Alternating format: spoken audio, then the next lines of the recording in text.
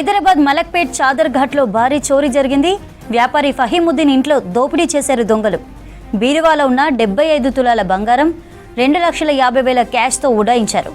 ఫహీముద్దీన్ పిల్లలు గదిలో పడుకొని ఉన్న టైంలోనే చొరబడ్డారు దొంగలు. వారి రూమ్ బయట నుండి వారి గదికి గొల్లెం పెట్టారు.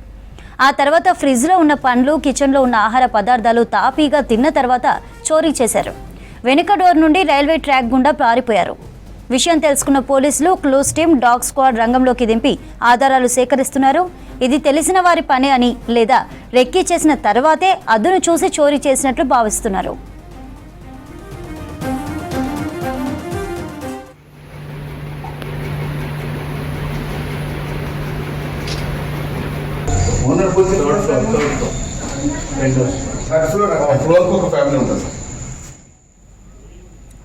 హైదరాబాద్ మలక్పేట్ చాదర్ ఘాట్లో భారీ చోరీ జరిగింది. వ్యాపారి ఫహీముద్దీన్ ఇంట్లో దోపిడీ చేశారు దొంగలు. బీరువాలో ఉన్న 75 తులాల బంగారం, 2,50,000 క్యాష్తో ఉడాయించారు. ఫహీముద్దీన్ పిల్లలు గదిలో పడుకొనున్న టైంలోనే చొరబడ్డారు దొంగలు. వారి రూమ్ బయట నుండి వారి గదికి గొల్లెం పెట్టారు.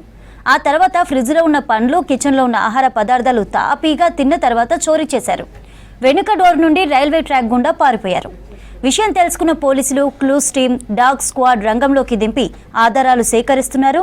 ఇది తెలిసిన వారే పని అని లేకపోతే రెక్కీ చేసిన తర్వాతే అదును చూసి చోరీ చేసినట్లు భావిస్తున్నారు.